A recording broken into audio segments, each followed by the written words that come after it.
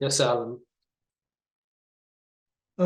This is not really anything earth-shaking, but if you look at Daniel 7, verse 1, what we see there is it's the first year of Belshazzar, which I think was Nebuchadnezzar's grandson. I don't think it was his son. I think most people believe it was his grandson. But the point is this, the previous chapter is talking about Darius, chapter 6. So when you go to chapter 7, you're going back really to before the beginning of chapter 5, which is the handwriting on the wall. So it's not a sequential book. It's the first year of Belshazzar. He has been a king before. So he's taken the reins of power. And Daniel is given this vision while Babylon is still the empire that's in control. Yeah. So, I mean, it's kind of a logistical thing, not really spiritually important. But Daniel is given these things before Darius comes along, before the Medes and the Persians come along and dethrone Belshazzar. And that transition takes place while Daniel is there. And Daniel transitions from being a very, very important man in Babylon to being a very important man in Persia. That's right. Yeah. So when we look at the transition of these kingdoms, we're also seeing the man of God is also transition from one into the next. I don't know. I just thought I'd draw your attention to that fact that this is still Babylon when this vision is given. Yeah, the time of vision, the time at which vision is given is independent of the timeline of the vision, when these things will take place. Yeah. Okay. Right. So I'm just trying to say that this vision was given before chapter 5 came along. Chapter 5 is the downfall of Belshazzar. That's all I'm saying about that. Yeah, I wish they could arrange these things in chronological sequence. Septuagint does that. So that's why Septuagint doesn't match with King James. Okay.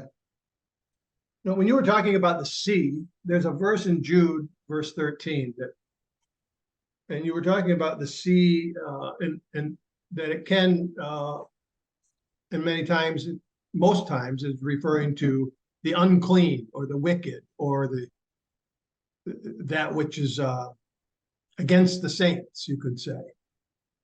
I think you made a comment. Jude? We can go there. Yeah, Jude, verse 13. I mean, if you go to the previous verses, it leads right up to that of what kind of people these are. If we go back to verse 11, we see, woe unto them, these people, for they have gone in the way of Cain, ran greedily in the error of Balaam for reward. So he's describing these wicked people. That's right. And they perish in the gainsaying of Korah.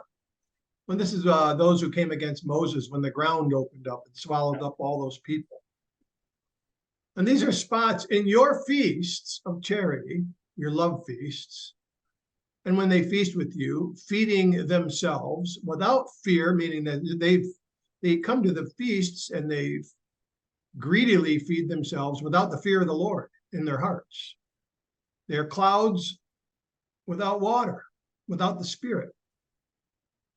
Carried about of winds, like, carried about with every doctrine.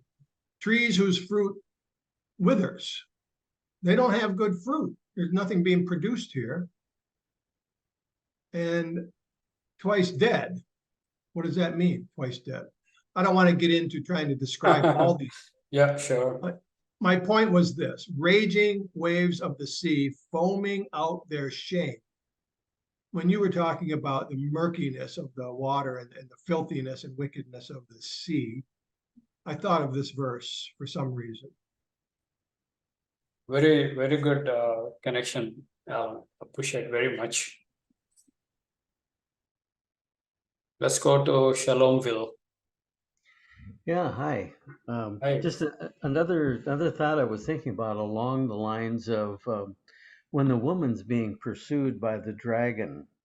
I don't have that right there. Revelation 12, I think it is, talks about basically sending a flood after her. So you've got that element of water again. But what I was going to go back to, and I apologize, is I have been not listening the whole time. Earlier in the previous weeks, and I know that you've addressed this, but I've got some questions on. You're going over to Revelation. I think it's 12, isn't it? Yeah. There we go. 13. Cast out of his mouth water as a flood. And again, if you ever look at a military on foot, boy, it sure looks like water when they're moving forward. Kind of the undulation and the ebb and flow of it really looks like water coming. But the thing I was wanting to make a comment on is actually in Revelation or Daniel 2. I know you've talked about this. If I could go back there, you've got. Well, I guess I can Go to Daniel minimize. 2. Yeah, back to Daniel 2, and I'm going to get my Bible Works up. Well, you don't even have to. You could just go down to the bottom there, where it was talking about some really curious things. We are all very, very familiar with the clay and the iron, and some sources feel that this is even on-fired clay. This is the greasy clay, which clearly is not compatible with iron in any form. So I get this, but let me just see. Where was I going to have here? Okay, yeah. His legs were of iron, his feet were part of iron and part of clay. The stone cut without hands, like you pointed out, literally pulverized everything. It describes that later, then it's blown away like chaff on a threshing floor. But I was wanting to go here. Where have I lost it? I need to get out to my Bible Works. I've got that all ready to go here. I'm trying to back out of your screen. Hold on a minute here.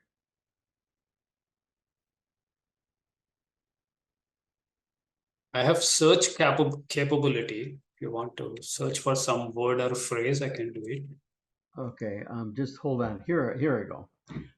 This is Daniel 2:40-42, King James.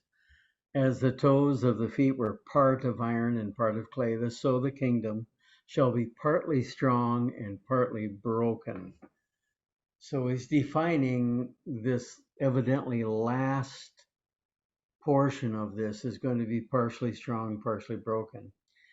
Verse 43, whereas you saw the iron mixed with, in the King James, it's got miry clay. Again, it could mean even on fire.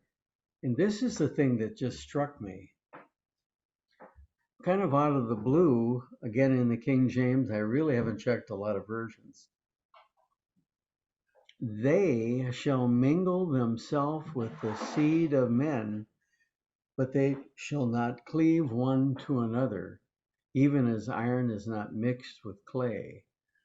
So to me, this immediately ran my mind to the genetic alterations, possibly with the Nephilim.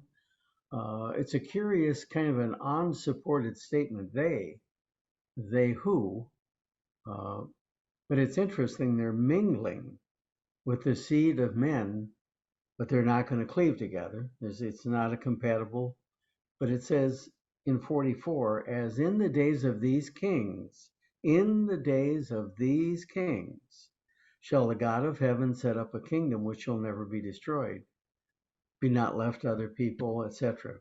So what I'm kind of wondering about is, how this all works, but it really appears to be that this last go round is going to maybe be trans, where you got transhuman, not transsexual, but transhuman, maybe very much like the Nephilim were.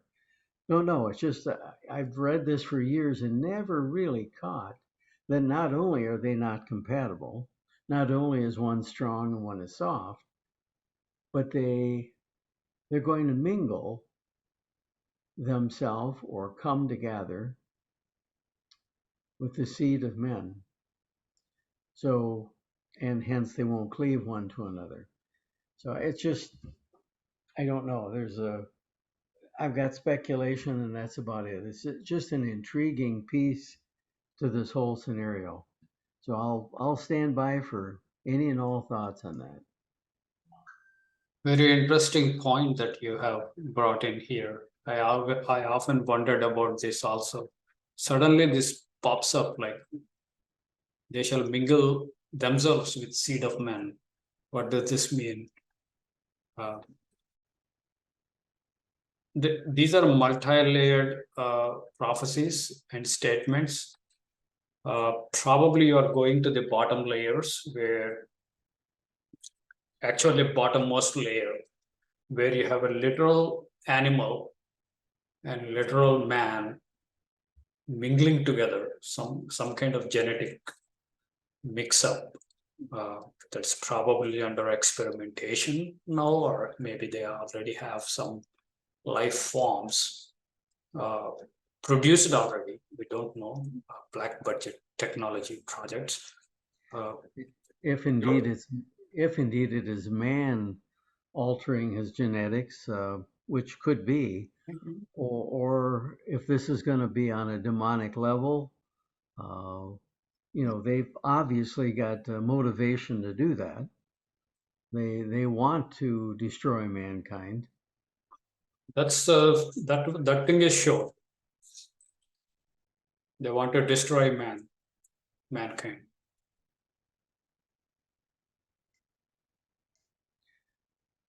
So I'll just stand by for more insights. But thank you for taking the time.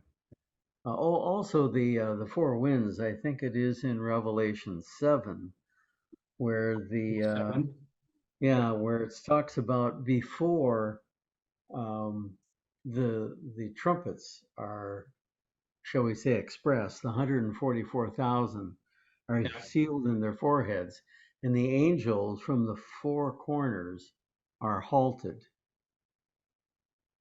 Yes, the wind was stopped from blowing.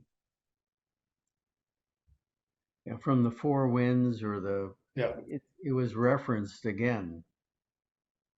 So like you say, there are definitely patterns here. There we go, the four winds, holding the four winds. Yeah, I did not pick up readily because he had the winds of earth, four winds of earth. Previously, we dealt with four winds of heaven. Right. I don't know if they're same, but that's an interesting point that you are bringing up. Well, I think you heard my probably very wild hair thought that when it does talk about gathering the saints of the four winds of heaven, this may very well be after the resurrection, but before the battle. Just a thought. The timing of this hall, most people would place it before the first trumpet. Because here, if you go a little bit in the context, you would see, you see seven angels with seven trumpets yes. to blow, and then the angel interjects and tells them stop. Yeah, well, I agree with you. I understand. Yeah, this is before the trumpets are blown. Yeah, exactly. At least. But the reference to the angels that are sent out with a trumpet, but not with a shout, like the saints are raised with the shout of the archangel and the trump of God. Whereas this appears to be a separate event where there is the blast, and then the angels go and retrieve, I believe it calls them the saints from the four winds of heaven. So it's just a potential answer to that, if that in fact is accurately translated. That could be what's going on, that after the resurrection, after the wedding feast, if in fact that happens that way, that there would be some exploration time of the heavens and would be called back then to duty in the battle. Those that are called faithful and chosen. So it's just speculation that might fit. Yeah, good good questions you are raising. Yeah, I think eventually we will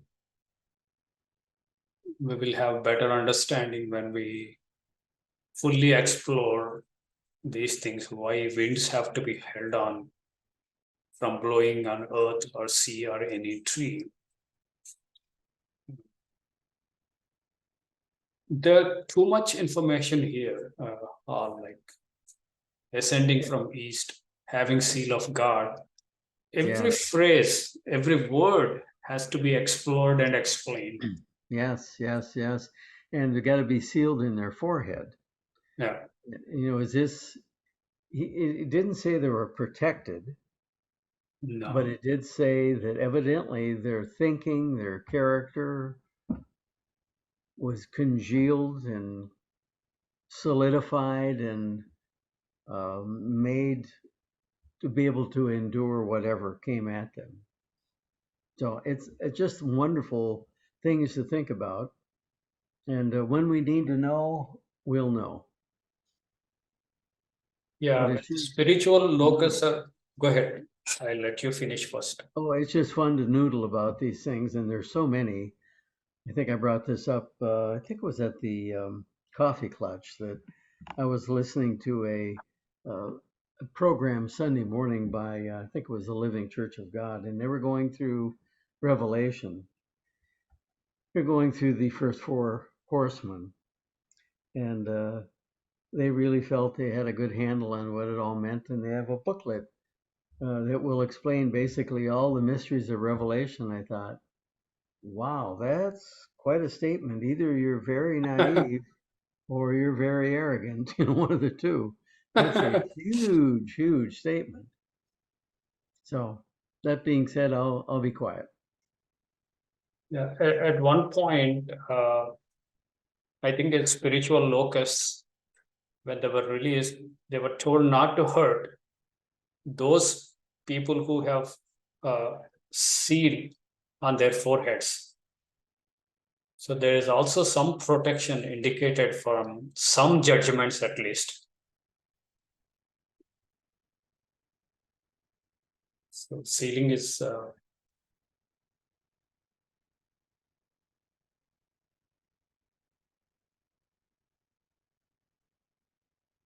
any other comments, or we have some insight into what Hall asked? He asked two things: seed of man or men mingling in the clay and iron phase. That is one question. Second question is, four winds of earth were stopped from blowing on earth, sea, or any tree.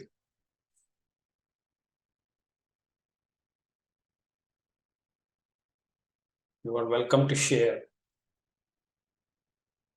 Or any other question or any other comment on what we discussed, or in this presentation or previous presentations, or any question on Revelation, any topic that interests you.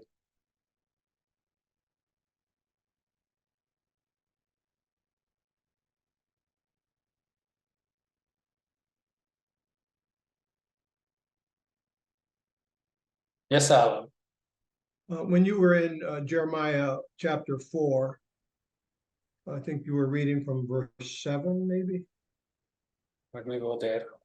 There was some language there that immediately took me to Isaiah chapter 6.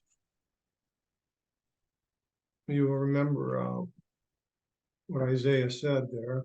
When you read it, you remember it right away. Let's see here. You were in Jeremiah 4:7. Which context is that?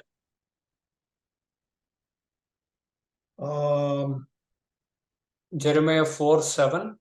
Lion from the thicket. Yeah. Jeremiah 4:7.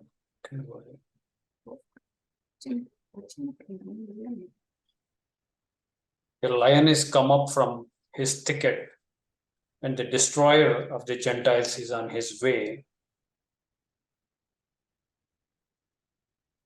Yeah. And thy cities shall be laid waste without an inhabitant. Mhm.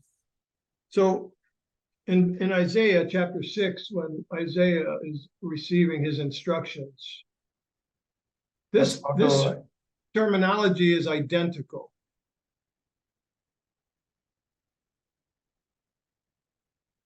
Mhm. In verse 11, after he receives his instruction, then Isaiah said, Lord, how long shall I go? And he answered, until the cities are laid waste and without an inhabitant. That's an identical wording that we got there in Jeremiah. Yeah. So the instruction here is to go and tell this people. The prophet Isaiah is being told there, do it until the cities are laid waste and without an inhabitant. And then you read in Jeremiah 4:7 that same kind of thing, that the cities are laid waste and without inhabitant. Because in Jeremiah's day, what happened? All of Judah was laid waste. And many of the cities became without inhabitant.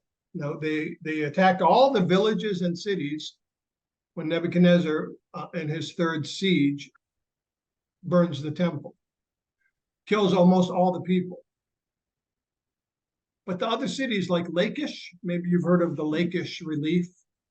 It's an archaeological find, and it's a carved stone tablet that shows the carrying off of the slaves and the booty out of Lachish, which is a village or a city nearby Jerusalem. So if someone was to Google the Lachish, Lachish, Lachish, One you more would time. see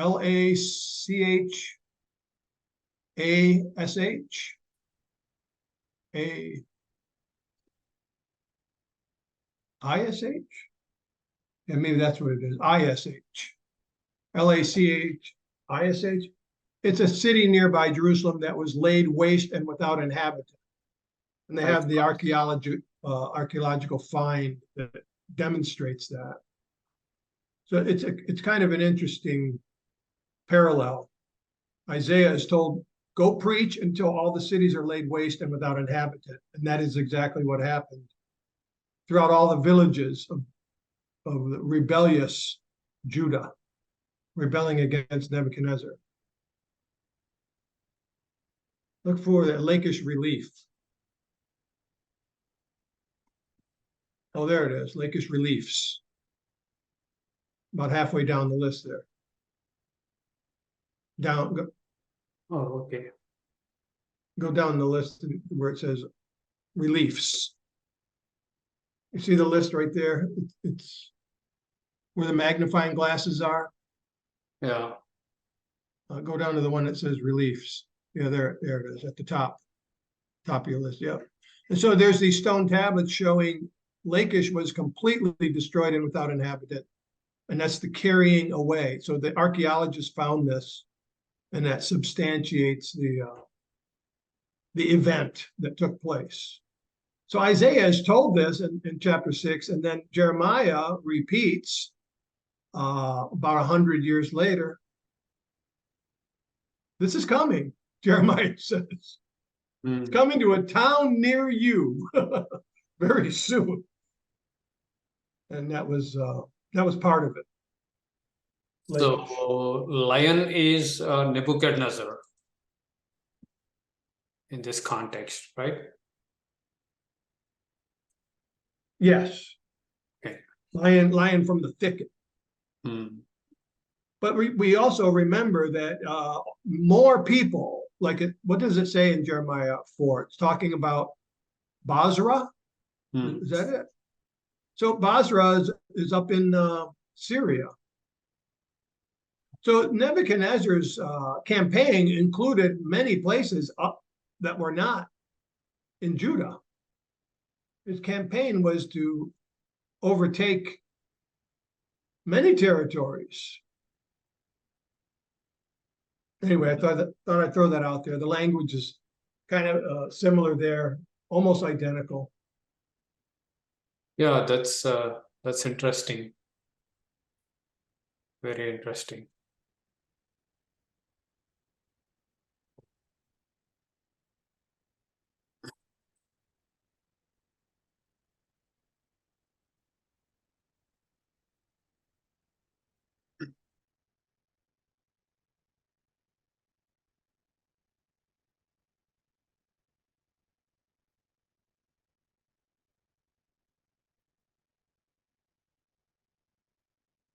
So what is plucking of two wings?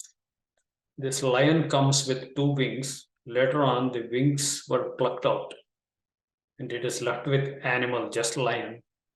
Then it stands on its hind feet like a man would stand, and heart of a man is given to it. Well, when your wings are plucked off, you lose a lot of your mobility. That's right. You Lion can't can fly. still move, right? Yes, but you've lost your ability to go airborne like the eagle. Correct. Right. And the heart of a man is deceitful above all things. That's an interesting interpretation. So he's not given the heart of a divine man, is he? He's given the heart of a natural man. We know what natural men do, don't we? Yeah. They act like beasts. Yeah, most commentaries would comment with heart of a beast versus heart of a man. It's a little bit better, but you're taking it to another level.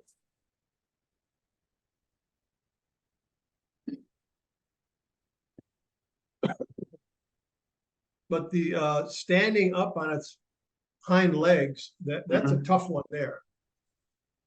Because that's quite a transition. Cats don't normally ever do that unless they're actually attacking something, Oh, okay. right? No, they're rear up on their hind legs when they go to sink their paws into prey. But I don't know that some symbolism there is pretty obscure for me.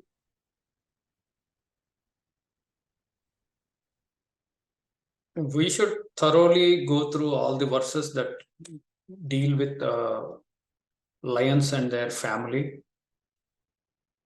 If there is a verse that says that they stood on, under what circumstances. The second is we should go back to widely accepted research on the animal. I'm seeing that God expects us to study a little bit more about these animals. People in first century, they are already familiar, which we lack. At least I lack the basic features of these animals.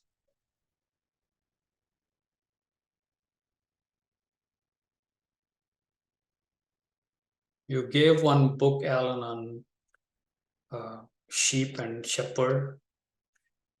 I'm going through that, like they're talking about so many aspects of sheep. So like that, we need some material on lions, bear, leopard.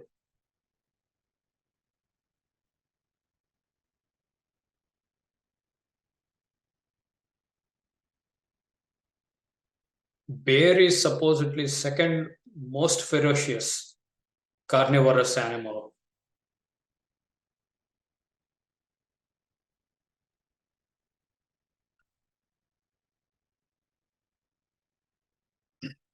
Yeah, the tough thing about the bear is we don't know, is it a black bear? Is it a Kodiak? Is it a brown bear? Is it a, what's the name of that bear that's up? Grizzly. The grizzlies are very aggressive and larger. Yeah. So if we're talking about wild beasts, I guess I would just automatically take it right to the most ferocious or, most aggressive type beast. Mhm. Which, the which by lion the is way, I did mention to you the temptation in the wilderness in Mark's account. It says, and he went into the wilderness for 40 days to be tempted, and he was among the wild beasts during the temptation. So this is a plural, right? There's more than one demon. Mhm. If we look at Mark's account and we interpret he was among the wild beasts as there was a concerted effort among them to tempt him for 40 days. I guess most people just think of the temptation as a one-day event, maybe. Like after 40 days of fasting, then he's tempted. But I think he was among the wild beasts, as it says in Mark's account. And that's the inference there is that these are demonic spirits, not just the animals of the mountains and the ranges. Yeah. But the temptation was an ongoing event, a continuous event, not a one-day event. That's my opinion on it. It could have been described in Psalm 22 when it talks about the dogs surrounding him, the bulls of Bashan surrounding him. To your point, I think it's a very good point. Yeah, you're right. And I think they were likened to lions there too in Psalm 22. Yeah, I was gaping just and wild horns and the bulls of gaping at me. Yeah, I was thinking about the difference between a lion and a bear. A lion, of course, is much faster, much more agile, just like anything in the cat family. But when it comes to power, when you take a look at the size of the chest and the legs or the paws of a bear, the potential power there in the upper body is pretty impressive. They don't have as big a mouth, and they don't, they simply can't travel as fast. They're not as agile. But like you said, they're very, very powerful and very deadly. Uh, a little different, but how curious that you've got some very fast cats and then you've got some very powerful, slower animals, but they're all adversarial for sure.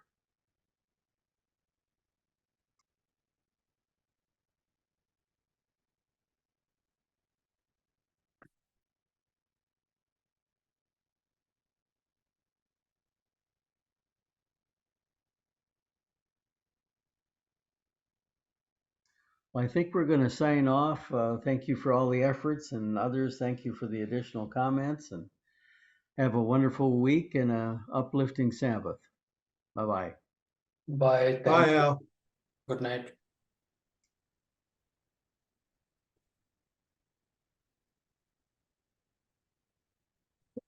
Any other comments, insights?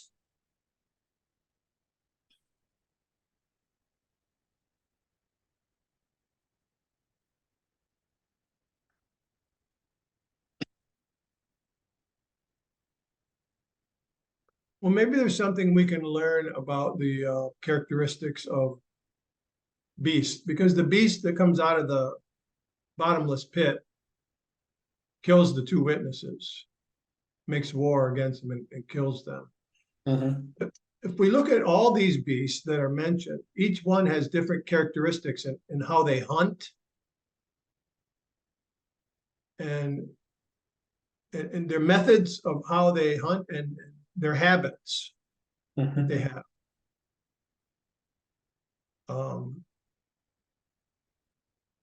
There may be some value in looking at that. I'm stepping away just for a second. Hi, Sandra. Somebody can Google and come up with some dozen points for each of these animals. If somebody has time. Yeah, it's probably quite an interesting information that could be found on that. Because some of them hunt only at night, right? That's right. Nocturnal hunters. Lions tend to hunt at night. Hmm. There was a village in Africa, they were building a railroad back in Hmm. early 1900s. And they created a movie about it, based on a true story about these two lions that would come into the village at night and just go into a tent, grab a person, and then walk away out of the village. And there was nobody that could stop them. They were 500 and some pounds each. Hmm.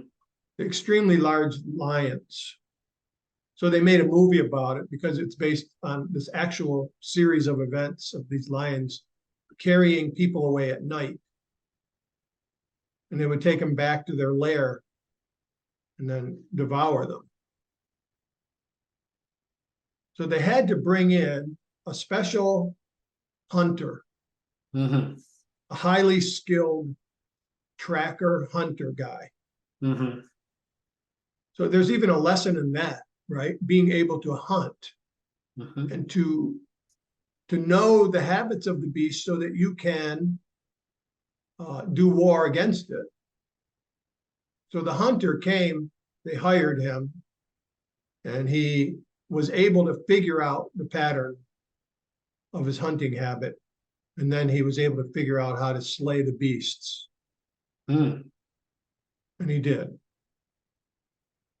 But the railroad had to stop being built because the laborers were all too afraid. So they had to shut down the whole operation because these lions kept taking people. They'd snatch you away at night. Yeah. They have unimaginably high strength. I saw one video clip and they're in safari. They're in an SUV, so well protected SUV. And this lion got mad at the people inside the vehicle. So he's grabbing the edge of the car by its mouth. It is dragging the whole vehicle. Oh, wow. It was just dragging. They couldn't do anything, but they were well protected. I was amazed, like how much strength it has in its jaws and its Wow. feet. So teeth of iron says it's a jaw strength. You just can't imagine the lions and tigers they have. That's why they could carry an adult man, just snatch Oh, him yeah. and drag the whole. Oh, yeah. Yeah, they'll pick you up and run away with you. Hmm. Or if they grab you, they usually go for the neck of their prey. They Mhm. sink their teeth into the neck and they stay clamped on. Yeah. So it's like once they get a hold of you, your Hmm. neck, they keep it tight so that you suffocate. So that you don't continue to struggle. Then once you suffocate, You give up. then they can rest more while they eat. One time I But saw a video of this cheetah. This cheetah, it took like a deer, almost double its size. It grabbed hold and climbing the tree along with this deer. The Wow. whole thing was taken up the tree so that other competitors would not come. Yeah. Yeah, because the hyenas will come and they'll try to run the cat off. Yeah. Yeah. And another interesting thing is, most of these beasts, they would hunt only when they are hungry, except wolves. Wolves would come in bands, like a group, and they just kill and destroy for the sake of fun, whether they are Yeah. hungry or not. Yeah. For the sake of the kill. Yeah. Like humans. See, they are wolves. Such humans are wolves then. Yeah. Sorry to interrupt, but I just want to say good night. I enjoyed this evening very, very much. And I look forward to seeing you soon. Yeah. Thank you, Willard. Yes. All right. Good night, all. Good night. Thank you, Willard. Good Thank night. you. Good night.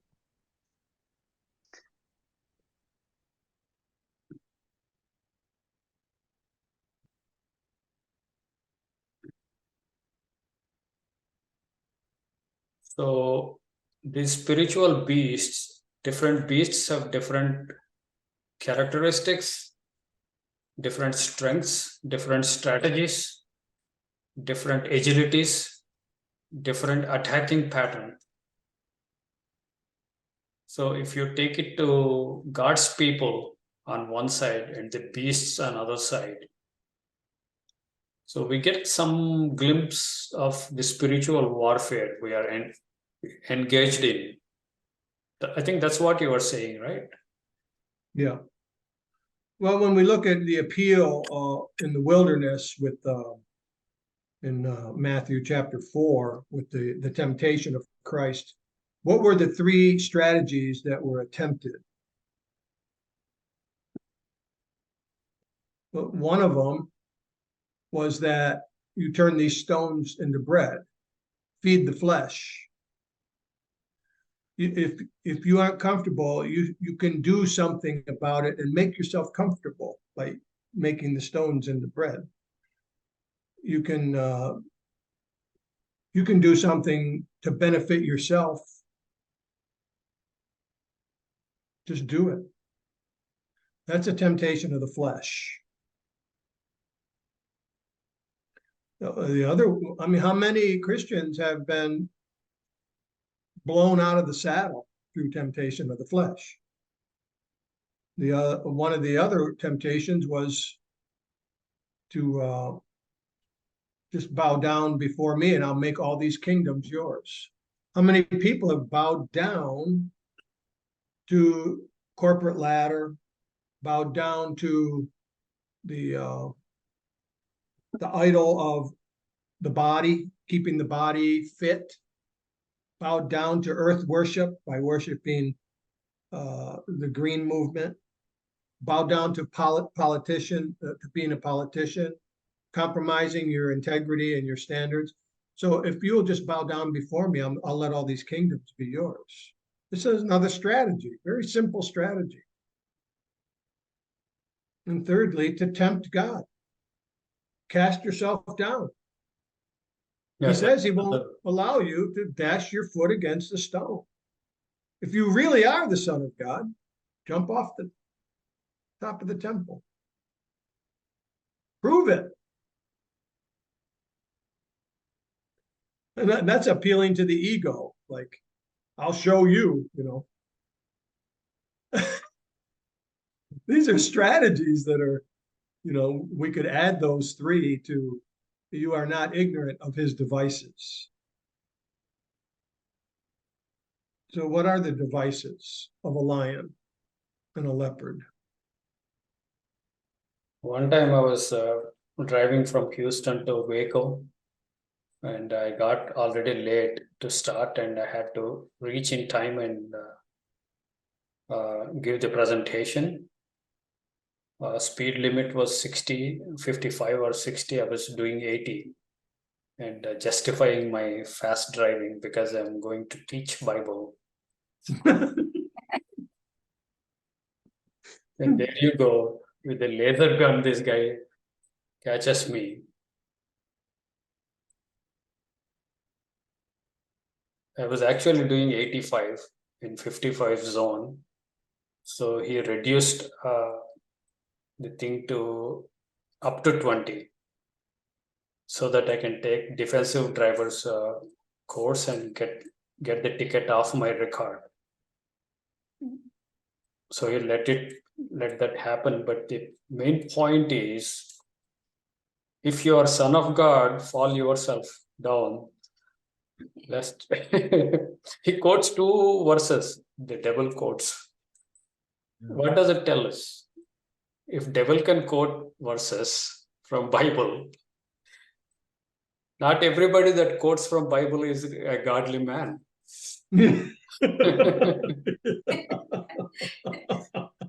Some people think, oh, this man is a very godly man. He quotes from scriptures. You can't go by that rule. No.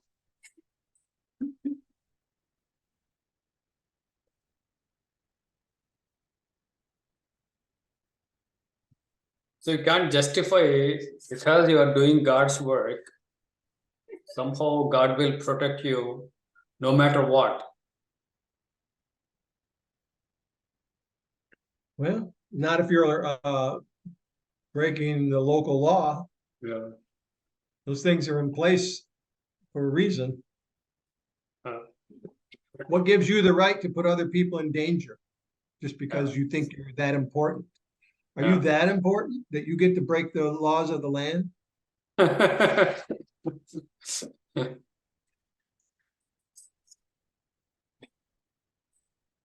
Yeah. The temptations are very smooth and very, how can I say it? They're subtle. Temptations are extremely subtle.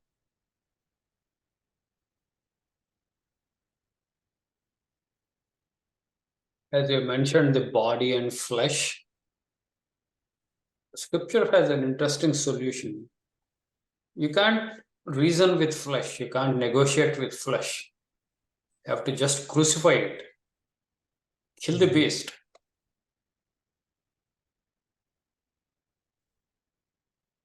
That is the beast within. You can't do much about beasts, global beasts. You are too small for them.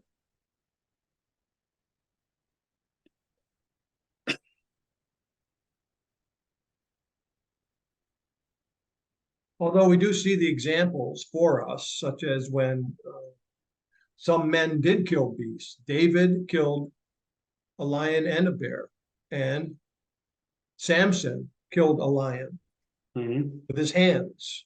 Yeah, bare hands, yeah.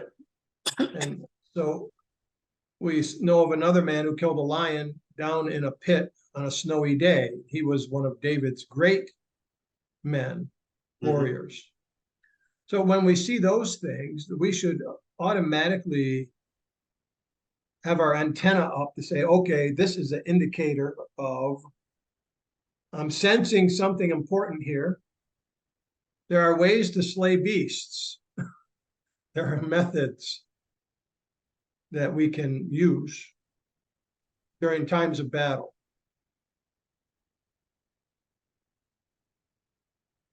So what can we learn from that? The strength of God kills in Samson's case, right? Yeah. Samson's case clearly tells like Spirit of the Lord was upon him. Yeah.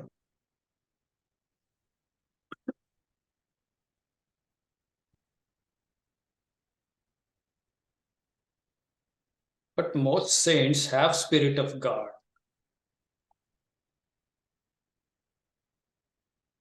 What do you think about Nimrod? Do you think he was a mighty hunter against the Lord, meaning he didn't hunt animals? He hunted disciples. He was hunting people that would get on his team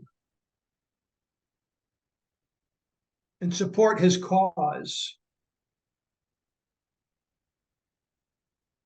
to build a tower. I think the word mighty has a negative connotation. Yeah.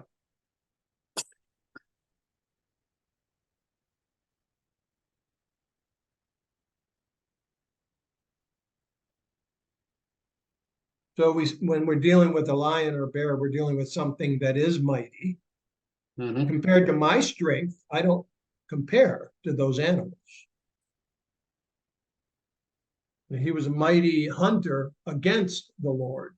So he was building a tower, and he was trying to develop a society that he would be at the the top level of, and then it would be a pyramid down, because that's what the tower looks like.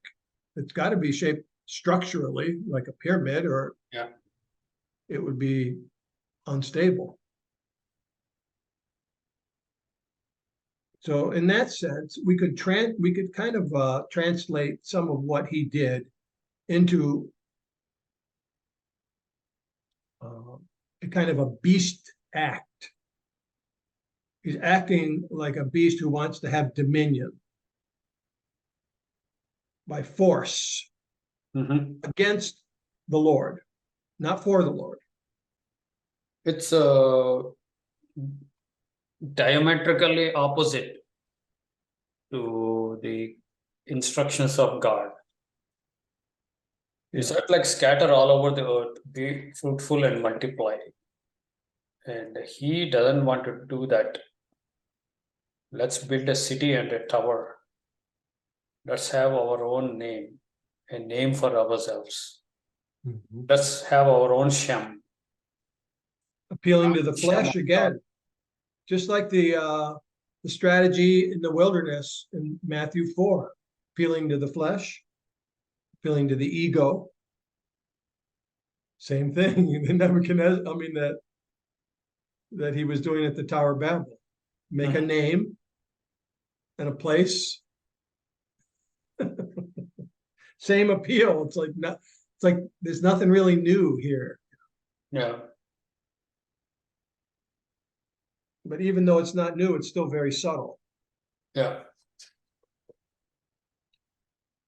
You know, I was thinking about what came after the fall of the Roman Empire.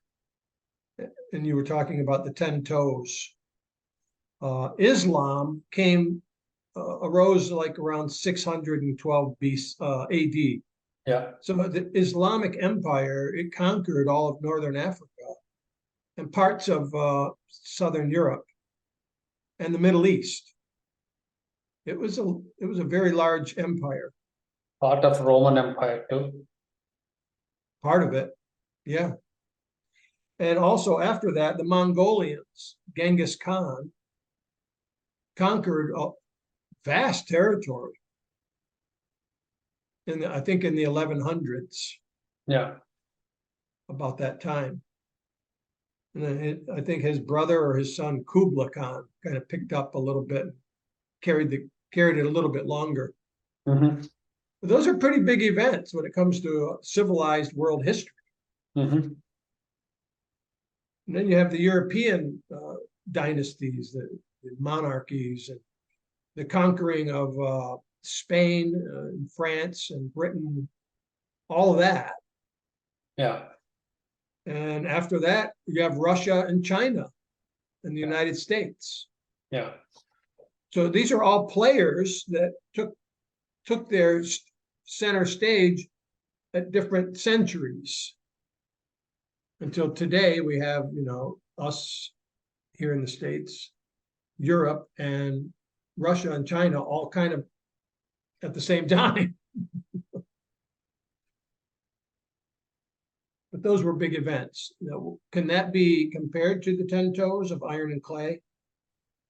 I don't know how to match that up. So what they take is they take the lion's features and eagle's features. They take all these nations, what you mentioned. They go through the historical analysis and understand the characteristics. and then they match the pattern matching. If they do it like honestly and objectively, do one by one. Is it bear? Is it lion? Is it leopard? Is it? So they go systematically and they see pattern matching more for some countries than others. Then they narrowed down their research. And then they went to Daniel 2 and did research on Babylon, Medo-Persia, Greece, and Rome. They took lots of characteristics from them, and then whatever the countries they narrowed down, they applied that, and they found like more matching. So after a while, this evolves itself into a huge four beasts again. And actually, 4 plus 2, you have Egypt and Assyria in Daniel 2 already. They are not explicitly mentioned. So they could figure out like Egypt and Assyria also in the modern nations. And of course, lion, bear, leopard, and dreadful beast. And they took quite some time, like a couple of decades before they could narrow down.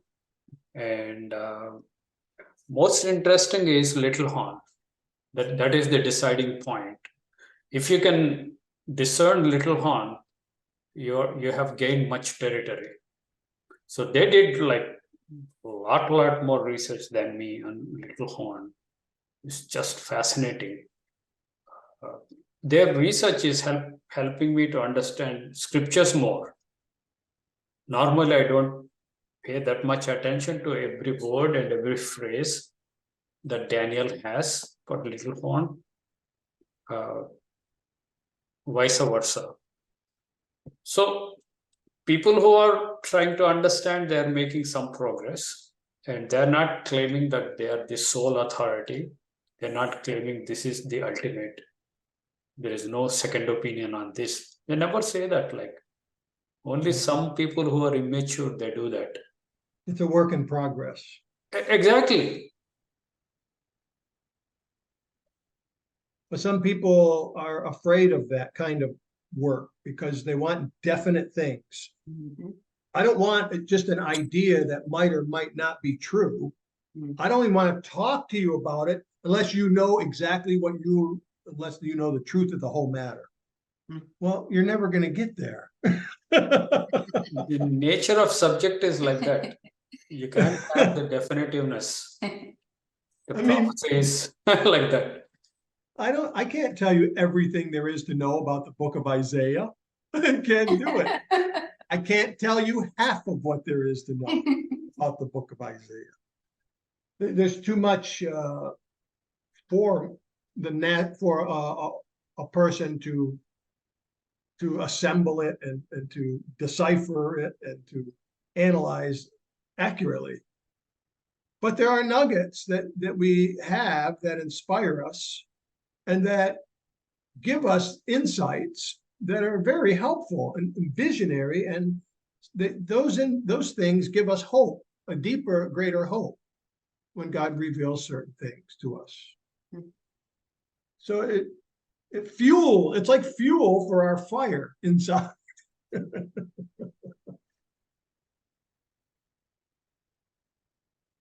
For example, today when you were talking about Daniel 7 and you were talking about the coronation there, I was thinking about Psalm chapter 2. You know, Nations rage, why heathen? Is that the psalm? yeah. And he says, I have set my king. Yeah. I have set my king. It's like, okay, kiss the son, lest he be angry. So I thought of that right away because, this is part of what we anchor ourselves to. We know what that means, at least in part. We know a good part of what that means. Mm-hmm. And so when I read, I have set my son, I take great comfort in that. Because in my mind, it's this absolute true thing. He has definitely done it. Nothing can stop that. You can't reverse it. You can't alter it. He sent his son. And that's really important. So when you were reading, you made mention of Daniel 7. I don't know if you used the word coronation or not. I did. Enthronement and coronation. Yeah, Two words. that came to my mind right away, was that he has set his son, his king. He has set his king, and you need to kiss the son. Yeah, lest be angry. So we can figure some of those things out. Those are the easier things to see. And Revelation, couple of chapters also address that moment when he was coronated and enthroned in heaven, and they sing a song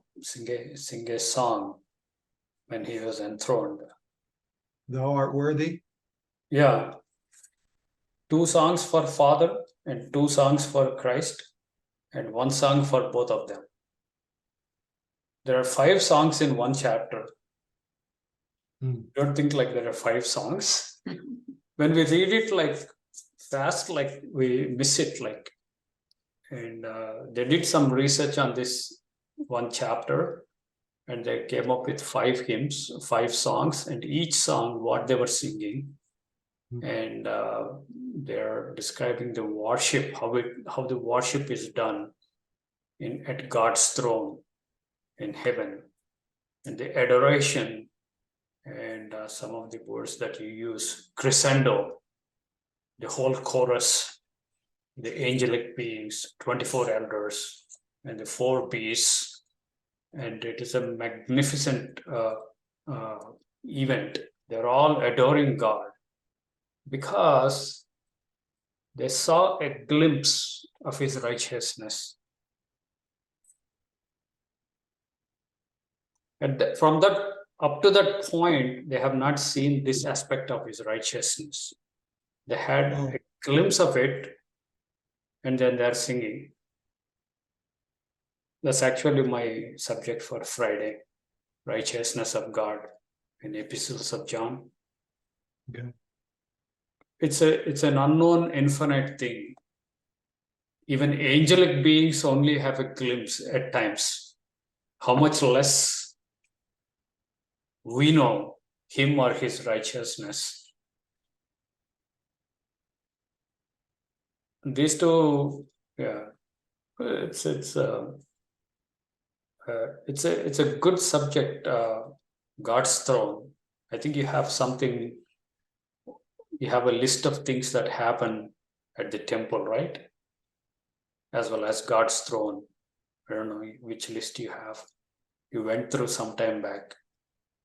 Oh yeah, all the activities. Activities at the temple. Yeah, very, very active place.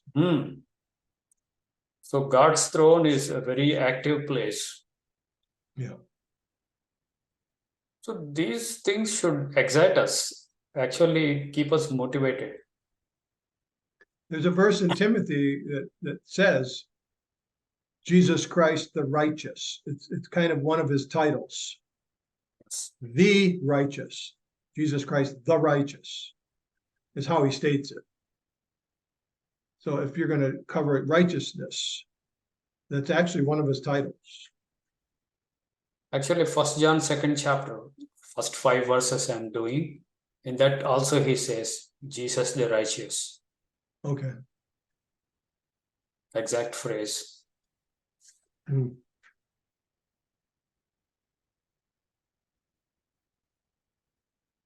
Yeah, I did not know that those songs were being sung because of a glimpse. I didn't know that.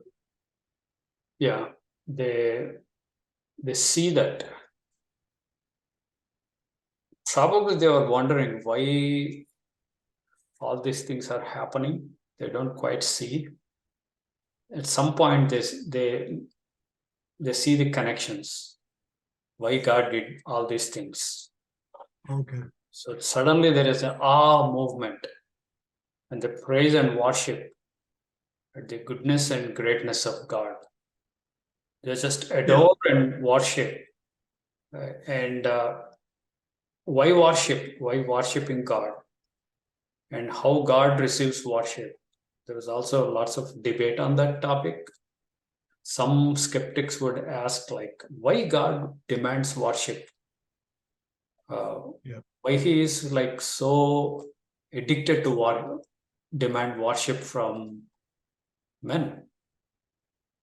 And this teacher replied, he doesn't demand that you worship him. But if you worship him, he is pleased. And if you worship him, he is assured of your loyalty. So he gave with long list of things, reasons for us to worship. Not that he demands. And then he brings, like, I will make those people who persecute you, I will make them come and worship you at your feet. Mhm. If he is all obsessed of worship towards him only, why is he doing to his saints? He's sharing his glory with his saints, with his people, with his bride, with his church. There are so many clues, like he's not demanding here. Is he like, what is the word that you use? Narcissist. That was the skeptics used that word. Why can't he just be equals? Like we are all woke. So everybody can be woke like that. They have their own twisted righteousness. A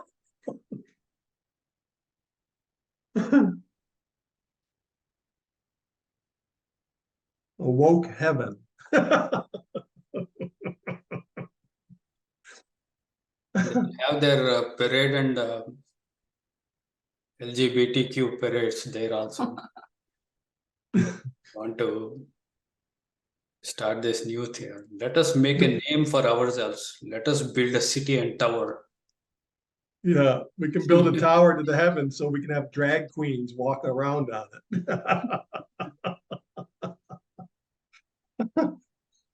Oh, So how was Yeah. your week? I can stop recording. I worked this week.